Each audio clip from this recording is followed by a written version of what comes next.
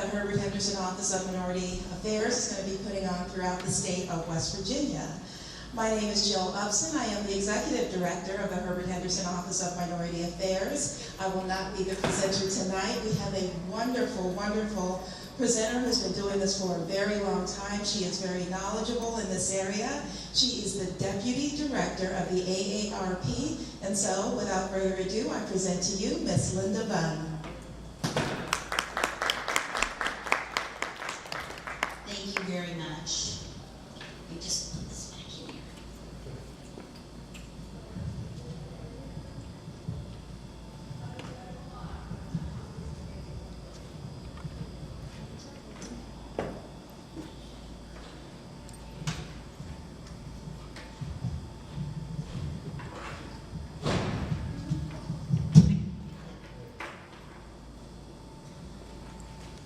Always good to get the technical difficulties out of the way right at the beginning. Again, my name is Linda Bunn. I am Associate State Director for AARP West Virginia. You know, you just can't open up a paper or watch TV or listen to the radio without hearing about some new kind of fraud or scam. What do they all have in common? What do the con men and the fraudsters count on? They count on us. They count on all of us to stay unaware and uninformed.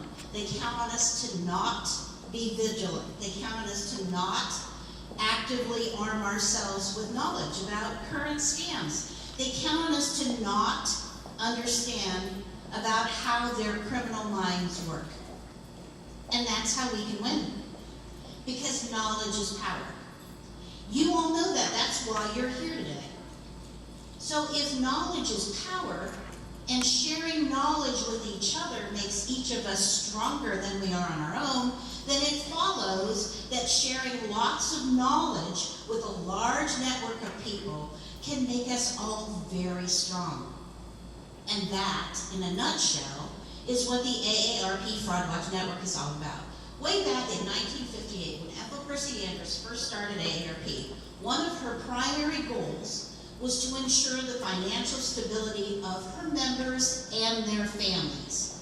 So we have been in the anti-fraud business for a long, long time.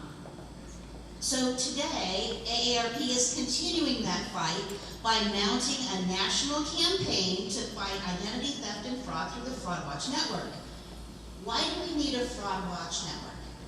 1, 2, what just happened? An identity was stolen. 1, 2, it happened again.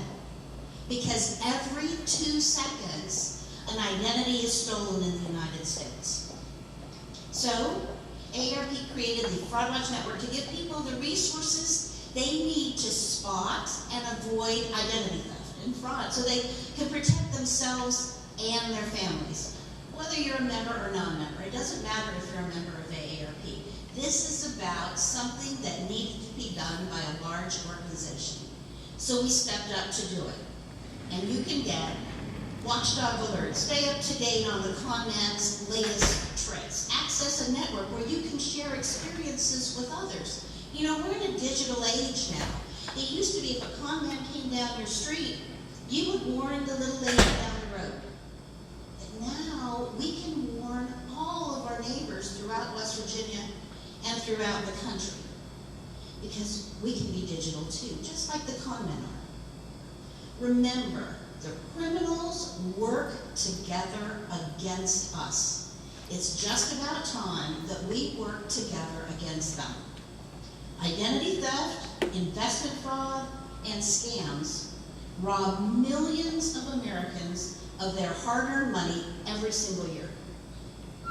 So really quick, what we're going to do tonight, we're going to look at some fraud trends and behaviors. We're going to look at the con artist playbook. We have some of those materials up at the front, and you can get them whenever you need to. And the con artist playbook, what it does is it helps you look at how the con man gets you to say yes when you're smarter than that. How does their criminal mind work, and how do they get us to say yes? Also, prevention.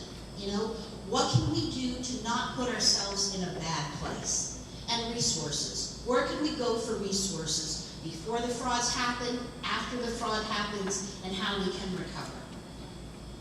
So how many people here know somebody that's been approached by a scam artist or fraud, or gotten something in the mail? That'd be just about everybody, right? So what do you think the top scams are in West Virginia? Go ahead, chat it out. Pick on older people? You know, that's one of the things that people seem to think, and so I'm with AARP, and 50 and older are my peeps, right? So, and I'm one of those people. Think about it logically. Is it because older people are naive or don't know anything, or they're simple and they fall for everything? Or is it really because con men know that by the time you're our age, you have amassed assets? Are they going to try and scam an 18-year-old out of their 20-year-old car and their used TV? No. They're going to come after people with assets. And so that's why once you get to have some assets and you're a little bit older, you become a target for fraudsters. It's not because we're not smart. So, yes, so people do target people with a lot of assets. So the highest level frauds in West Virginia are identity theft and lotteries, prizes, and fake checks. How many people have gotten a fake check in the mail? Of course you have. Everybody has. And you know, a lot of people think that it's manna from heaven and that they can put it in the bank. And the thing about it is, most banks will actually take some of them. A lot of the banks anymore know what they are. But some banks will actually try to put them in. And what will happen is that it'll show up in your account for a little while. And you know how it has those little numbers down at the bottom, all those barcodes? Way back when, it used to be that people would hand process checks and things like that. But today everything is done electronically with scanners. And so those barcodes on those fake checks are just a little bit off. And what happens is they get they get kicked out of the electronic system and have to be manually processed.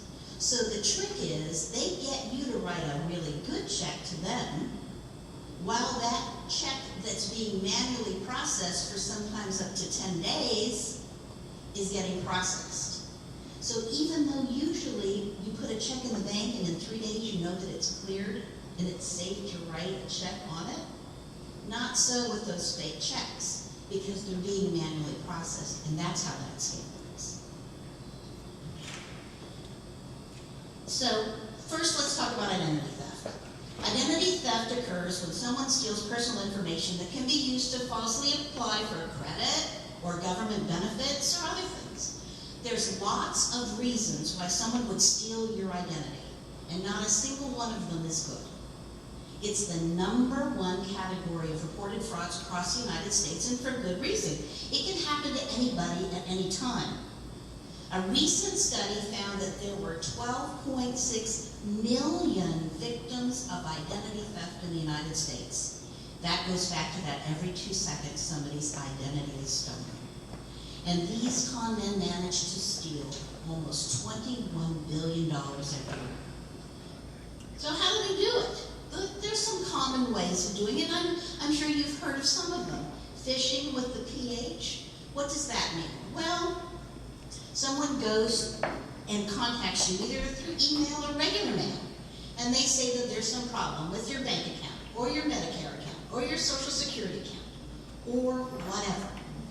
And they need to verify your account with a Social Security number, or a bank routing number, or a birthday, or whatever. The fact of the matter is, they're trying to get your numbers. And so a lot of them use what we call the law of averages. So let's just say that I have a BB&T account, and I get an email from BB&T about my account. Well, initially, my thought process is, who would know that I have a BB&T account other than BB&T? So I automatically give that legitimacy. I do that. I give it legitimacy. And I answer it. The fact of the matter is, the con men send to send. And even if only 1 or 2 or 5,000 people actually have a BB&T account, that's a lot of potential victims. So never give them legitimacy. Always make sure it came from who you think it came from. So, and there's also some old school ways. You know, dumpster diving and stealing mail. How many people here have a locking mailbox? So I'm only raising my hand halfway, because when I moved into my house, it has a locking mailbox, but I didn't get a key. So technically, that's not exactly right. So for the longest time, I kept a post office box so that I could get things that were important in my post office box. I've also made sure that with my bank, if I'm going to get checks, they get sent to the bank and I pick them up there. You've heard about folks stealing tax return documents. Well, you know how that works. So the mailman is putting your automatically apply forms in your mailbox, and about 2 blocks behind him is a conman pulling them out of your mailbox. And then they have all the stuff that they need to file a tax return. All they have to do is change the address. So there's old school ways, right? It doesn't have to all be high tech and electronic. The other thing is, people can steal things from your own house, in your own house. Anybody have one of these? Pretty much everybody? And you know what an integral component of this is? That lovely camera. It gets better with every edition. So what can happen if you invite people into your house, or somebody needs to use your phone, or somebody's doing work in your house? They're going to have one of these. And if you have insurance documents or financial documents laying out, click, click. And they can take that back and use that information at their leisure. You know, think back 25 years ago when you had to have a Kodak camera. If somebody came in your house with a Kodak camera and started snapping pictures of your desk, you'd probably be alerted about something bad going on. But now we all have these, and we're expected to have these with us all the time. And we can take pictures all the time. So be very, very careful of leaving things out. Make sure you lock them back up. All right? Another thing that's going on now, bogus job opportunities. Isn't that awful? So just imagine if a con man posts a bogus job offer on various employment websites. Well, the scammer can use your personal information in any way they want to. And trust me, if you really want a job, you will give them any information that they want, because they might give you a job. So what you need to do is really make sure that you vet that employment opportunity. Make sure that it's real and it's not just posted on an employment website. So we talked about this a little bit before. What people think of as a fraud victim. You know, a lot of people think that the normal fraud victim is naive and uneducated and unworldly. Well, especially when it comes to investment fraud, that's really not the case. See this guy here? This guy, he's Steve. Steve is 58 years old. He's married. He makes $50,000 a year, has a BA and a master's degree. And let's watch.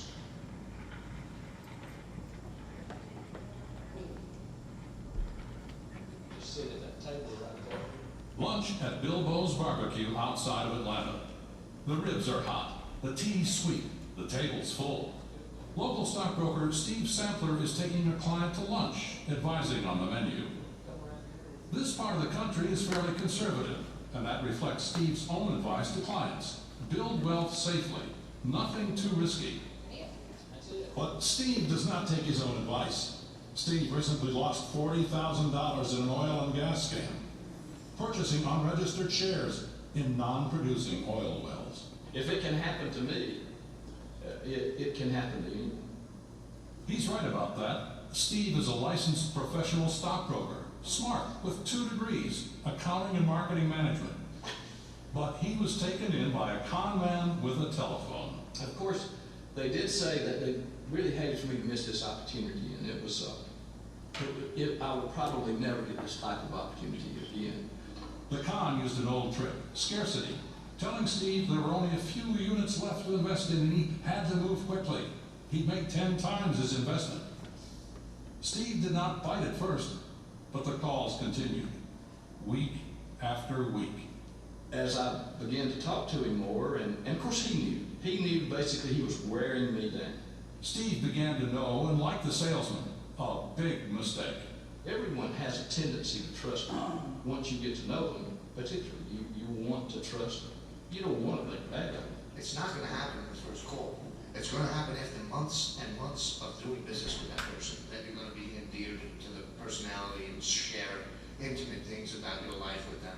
When somebody starts taking you down that personal lane and asking you about memories and asking you about what makes you tick, they're doing what I'm telling you I did, which was set up my arsenal for the close. The salesman I dealt with, I knew all about his family, his wife, his children, where he lived.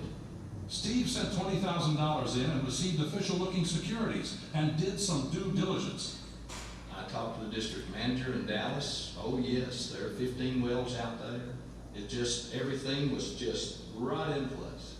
So he sent in another $20,000 and it was gone. The shell company liquidated, shut down by the authorities.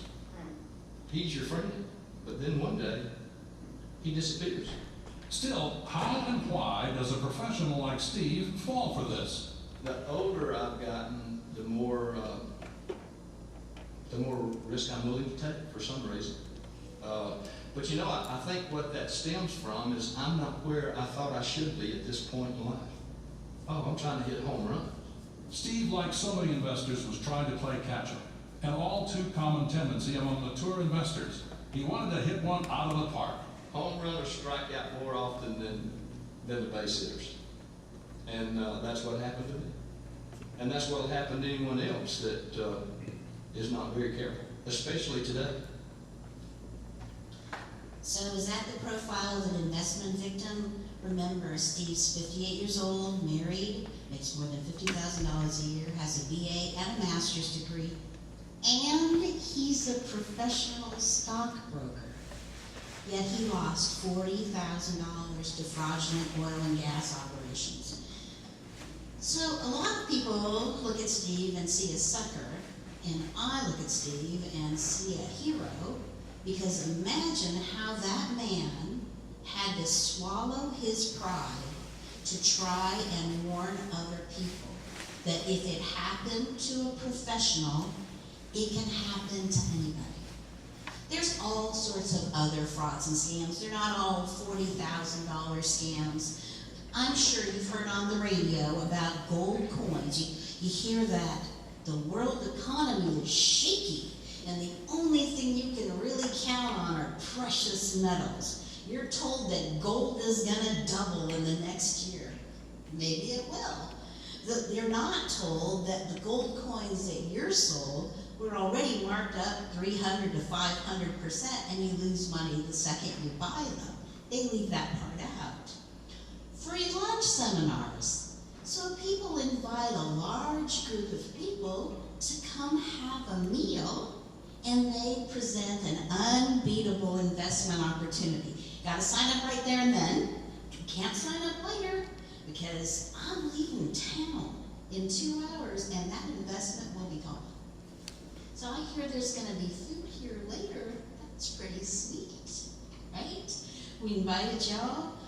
This isn't a scam, but an awful lot of folks are taken in by those kind of scams, because human nature is that when somebody does a nice thing for you by providing you food, you feel like doing something nice for them, and you trust them more.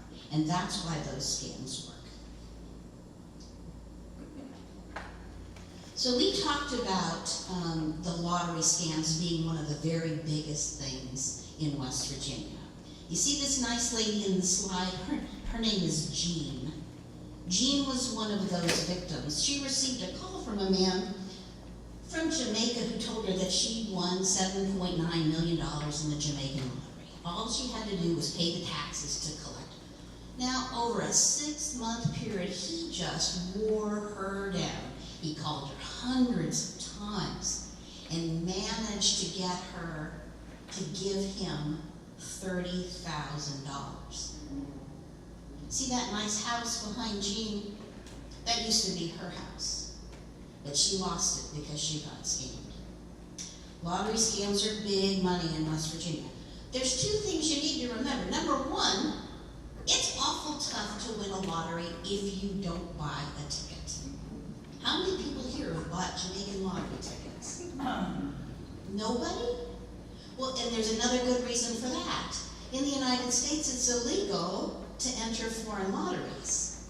So even if you won, you would have problems. There's other things like tech support scams. Have you ever gotten an email claiming to be from Microsoft saying that there's a problem with their computer and they need to install an antivirus program for $99? By what magical process is it that Microsoft just knows that you have a virus?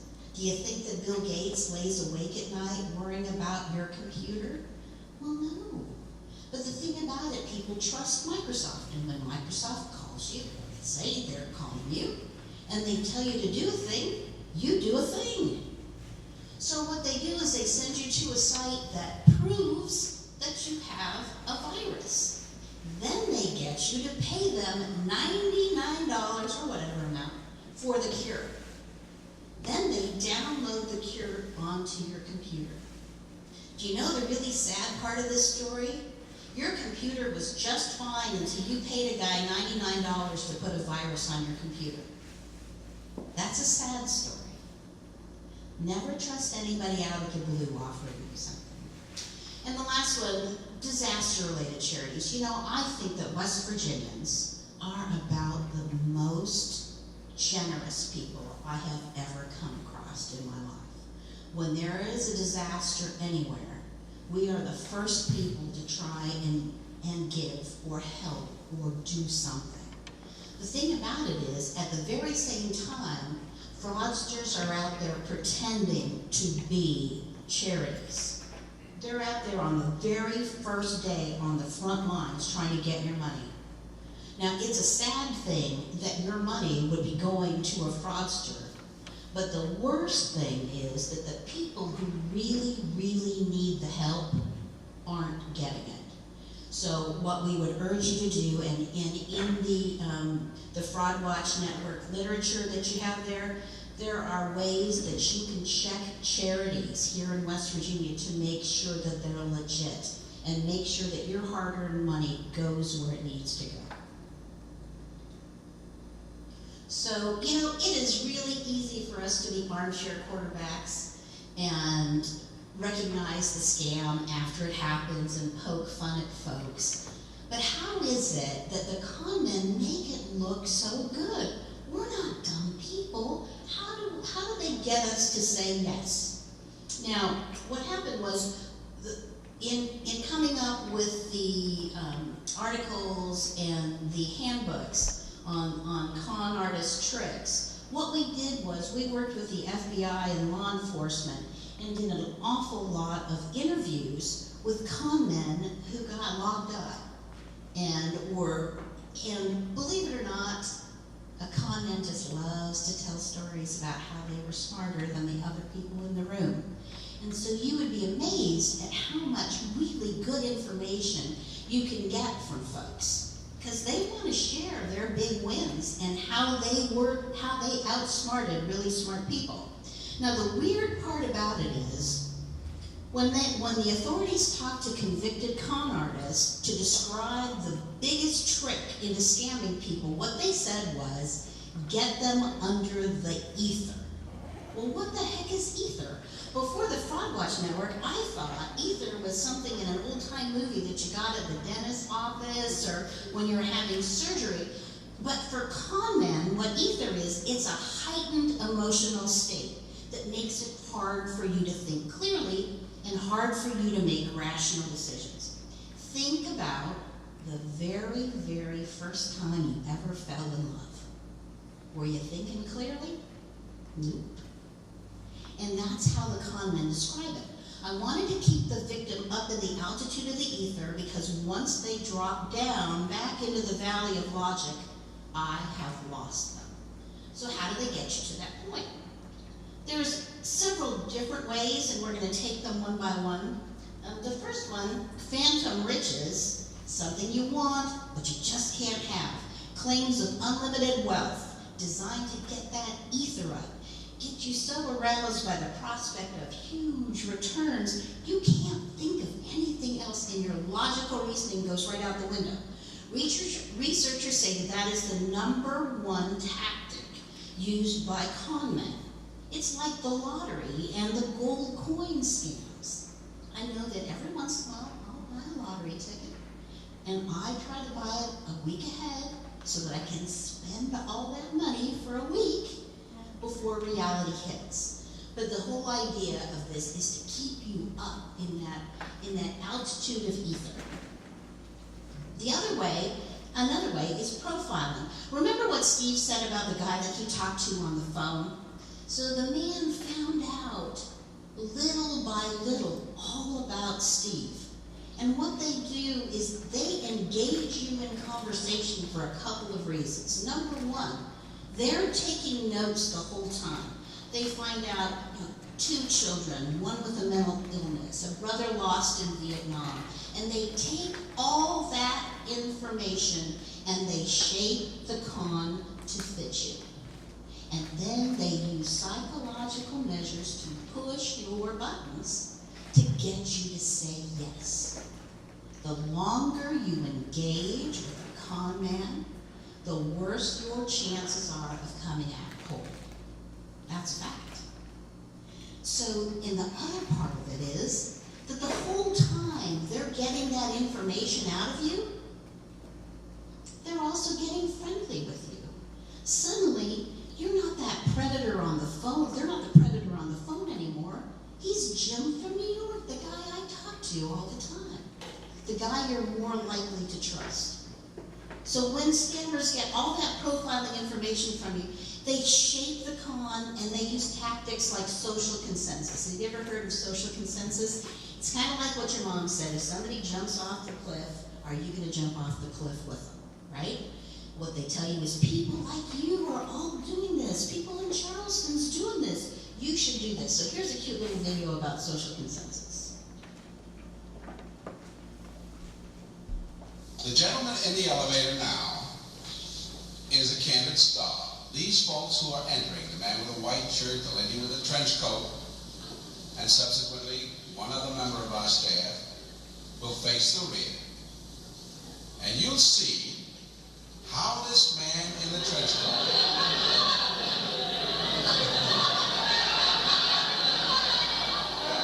tries to maintain his individuality.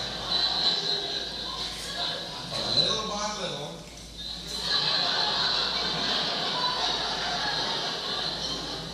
he looks at his watch, but he's really making an excuse for turning just a little bit more to the wall. Here's a fella with his hat on in the elevator. First he makes a full turn to the rear, and Charlie closes the door. A moment later, he'll open the door. Everybody's changed positions.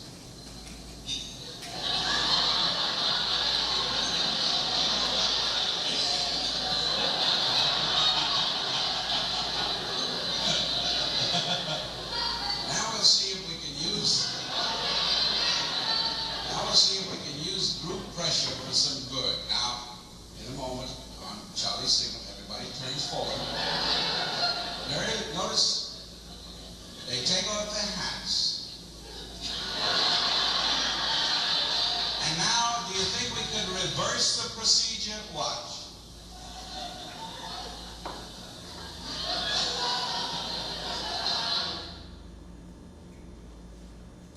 It's human nature to want to do what everybody else is doing. Remember when you were a kid and you wanted to fit in just before you wanted to be different than everybody else? So those are things that we just share as human beings. And so con men use these very natural tendencies to get to us. Another thing they use is scarcity. How many people have seen a going out of business sale that just seems to last forever? Or how about a one-day sale that happens every single week? Scarcity sells because it taps into that evolutionary fear of running out of food and water. So when you think that there's a limited supply of something, you rush to get it. So the con artist tries to paint a picture that their offer will disappear in a certain amount of time. It's only available now, you'll lose out forever. By claiming that you have your golden opportunity and you've got to seize it now, that's a way to get you to say yes before you think it through. So here's a little video about scarcity.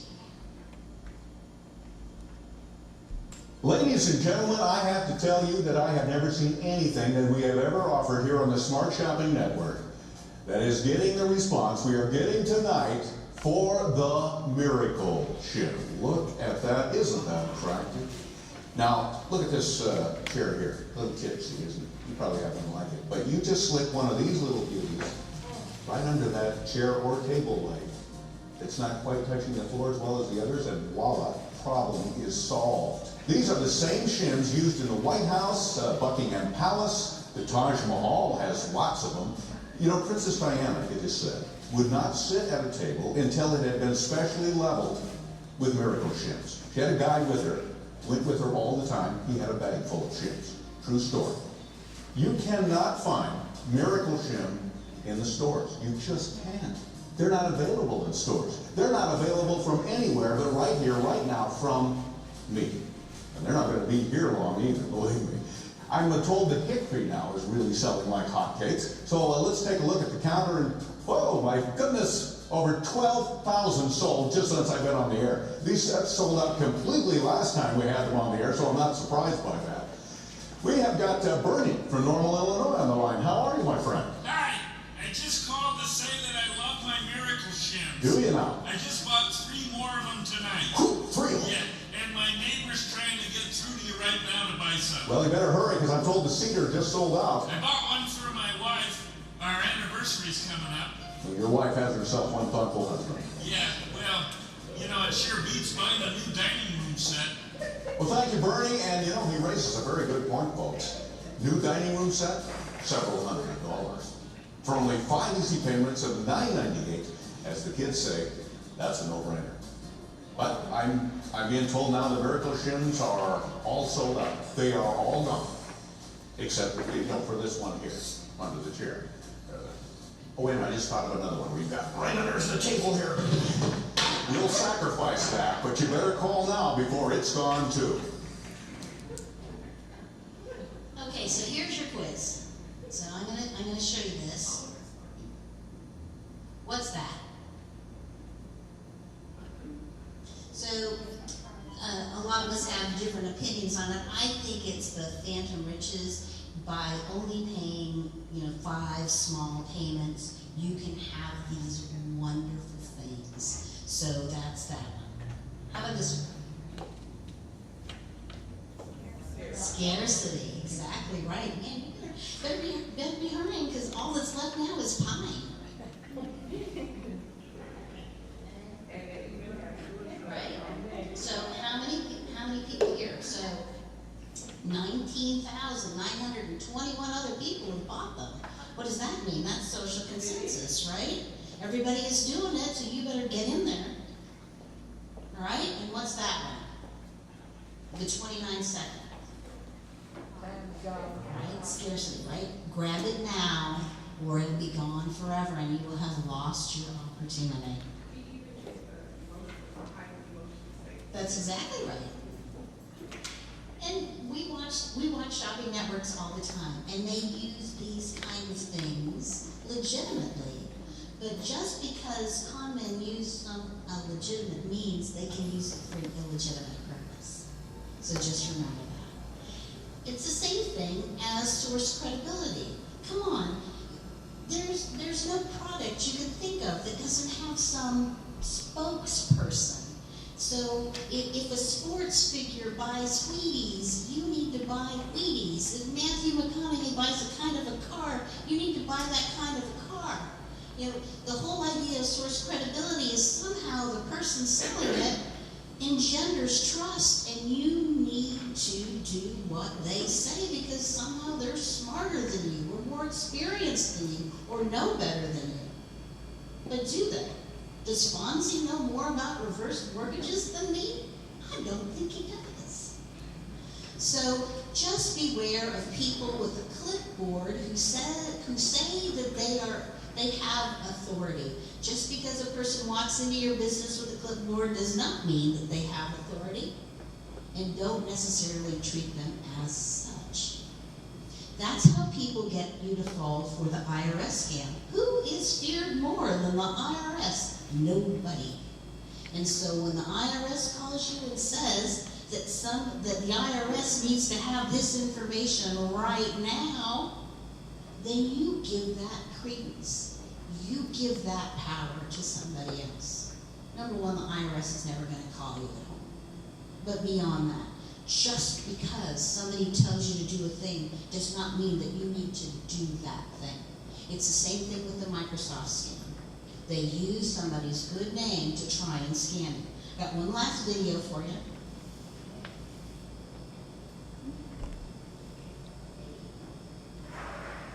This is the site of our escapade.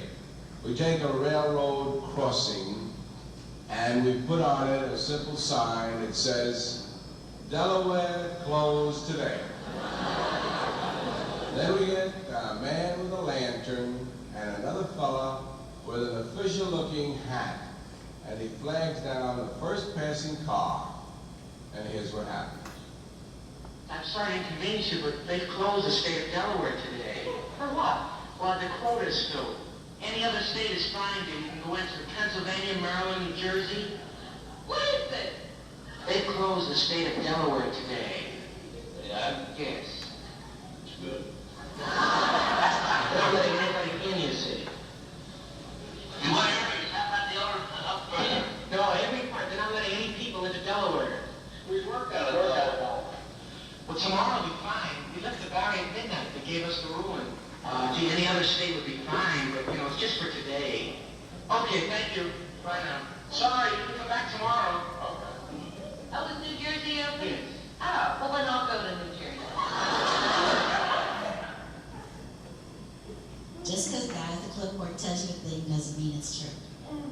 All right, and one last one, fear and intimidation. You know, years ago, this didn't really used to be a thing, but now it really is. And what con men can do is threaten you. Remember Jean, who lost her house to that Jamaican lottery scam? You know, by the time she started to say no to that man that continually called her, he was threatening her to burn down her house, to come and find her.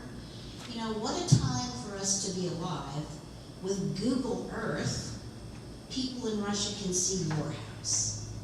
And so the thing about it is, they can call you and say, you know what? If you don't send me that check, I'm coming down to your yellow house and I'm gonna get you. Because they can see you on Google Earth. It doesn't mean that they're even on the same continent. But today, fear and intimidation is something that people are using. So I'm going to really quickly go through some of the things. I would ask you to go through your Fraud Watch handbook and look through the variety of resources that are there. So very often, folks that come to events like this or listen to things on the radio or see it on TV, we throw a lot of numbers at you and websites at you and checklists. Well, the thing about it, what we've tried to do with this handbook is to put it all in one place where you can look. So the thing about it is, you have to not act like a victim. How does a victim act? They get excited easily and they act on impulse. They don't consider why the offer could be a scam. Instead, they're looking for why it could make them money.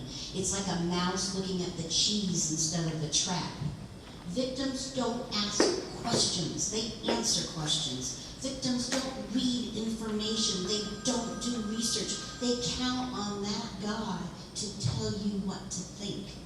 Don't do that. So the absolute reverse is what a non-victim looks like. Never make a buying decision in a heightened emotional state. Always ask more questions than you answer. Read about the product that you're buying. That's my greatest thing to tell somebody on the phone. That sounds wonderful. Why don't you send me something in the mail about it? I'd love to do more research. And they will move on. Read about the product before you buy it. Don't let the salesperson control you, and develop a refusal script. If my mom found it not nice to say no to people, so after my dad passed away, we wrote her out a refusal script so that she could read that to the person who called her on the phone, and she wouldn't feel like she was being rude. So develop a refusal script, and when you do it, stick to it. And when somebody calls you and tries to get something out of you, you stick to that script and you tell them no. Or you tell them, send me more information, because I want to make a decision on my own time. There are so many other things that you can do about protecting your PINs and protecting your passwords. How many people have their Social Security card in their wallet right now? I used to have a really good friend that worked for the Social Security Department. And he would say, do you know your Social Security number? Do you? Then how come you have to have the card in your wallet? So that card is something that you should lock away and keep safe. There are very, very few times in your life when you actually have to produce it. When you get a job, when you connect utilities, when you sign loan documents, that's not it. Get a passport. Other than that, keep it locked away, because that number is the key to the kingdom. So don't carry that around anymore. And if you feel like you really have to, take a picture of it and scratch out the first few numbers and just leave the last four. Okay? So there's all sorts of little tricks like that in the Fraud Watch handbook. How many people have opted out of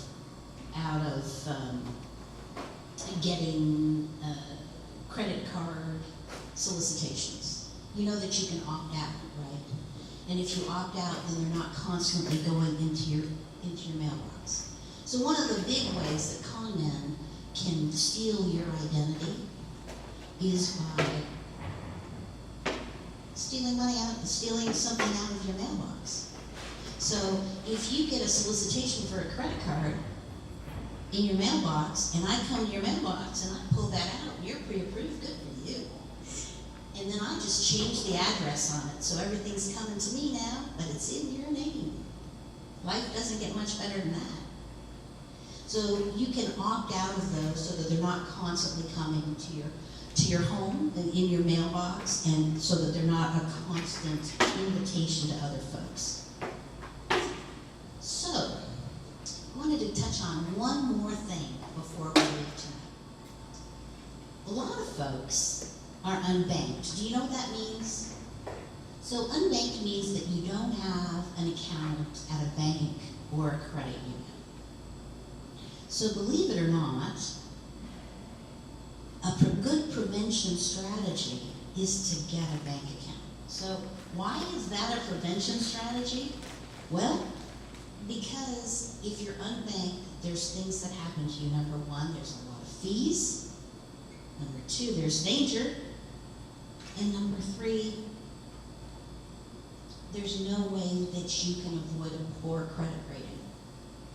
Believe it or not, 8 million American families lack the most fundamental financial tool, a bank account. And the poorest pay the most. The vast majority of people that are unbanked earn an annual income of under $25,000. My dad had a saying. He would say that he was getting nickel and dimed to death. And what he meant was the same thing that happens to people without bank accounts. The fees kill you. $5 here, $10 there, $2 here, $1 there. It adds up. The average prepaid debit card fee for an individual without a bank account is about $200. You want to transfer money? That's $10. You want a prepaid debit card? $5 to reload it, $3 to take cash out of it. Check cashers charge up to 12% of the check value in fees. Non-bank locations, $2 to $5 convenience fee to pay a bill. No bank relationship, no way to grow credit. No bank account, always cash in hand to control finances. If you don't have a bank account, you're stuck with check cashing outlets, payday lenders, pawnbrokers, title lenders, even internet payday lenders. Banks are highly regulated. Non-bank entities are barely regulated at all. Non-bank entities have two things going for them, and only two. They have longer hours than banks, and they will give you instant access to your money. Of course, they charge you quite the little fee for that, and a bank would not. How about safety? You know, when somebody uses a check cashing service, they often leave a place with a large lump sum of cash in their pocket. Do you think that criminals don't know that? Of course they do. Many communities have reported a rise in crime related to the large sums of cash that cashing paychecks generate. You know, fees are just another kind of scam. There is absolutely no good reason why a person earning $20,000 a year should spend $400 a year to access their own money. But that's what millions of Americans are doing. The average check cashing fee is 2%. If you make $20,000 a year, that fee is $400. When you add the fees to pay your bills, the money on your refillable credit card, debit card, all those services would be free at a credit union or a bank. And payday lending is worse. You're not even going to believe this. A typical APR, the annual percentage rate, is 390%. Just to put that in perspective, the national APR for an auto loan in the United States is 4.2%. 390%, 4.2%. The highest risk auto loan is 15%, 390%. Those excessive fees are just another kind of scam you should avoid. And how do you save when you're strictly cash-based? The answer is simple: you don't. A bank or a credit union account is a fundamental tool in saving money and building wealth. Buying a home instead of renting. Having a car, because insurance is tied to your credit rating. How do you save for the future without a savings account? Do you use a jar? It just doesn't happen. We're human beings, and if we have the money in our hands, we spend it. One of the primary benefits of having a bank account is that it facilitates one's ability to save money. A checking account could save an unbanked person hundreds of dollars a year in check cashing fees. And despite the myths, no matter what your income is, everybody has the ability to save. It's really hard to do without a bank account. Savings is an essential part of building financial stability, economic security, and opportunity. Savings allow workers to buy homes, to start small businesses, to pay for education. These are all ways of building and creating wealth. And another benefit of having a bank account is that it helps you establish credit. Check cashers and payday lenders don't report loans to credit bureaus. Why would they? They don't want your credit to get better. They want to keep you as customers.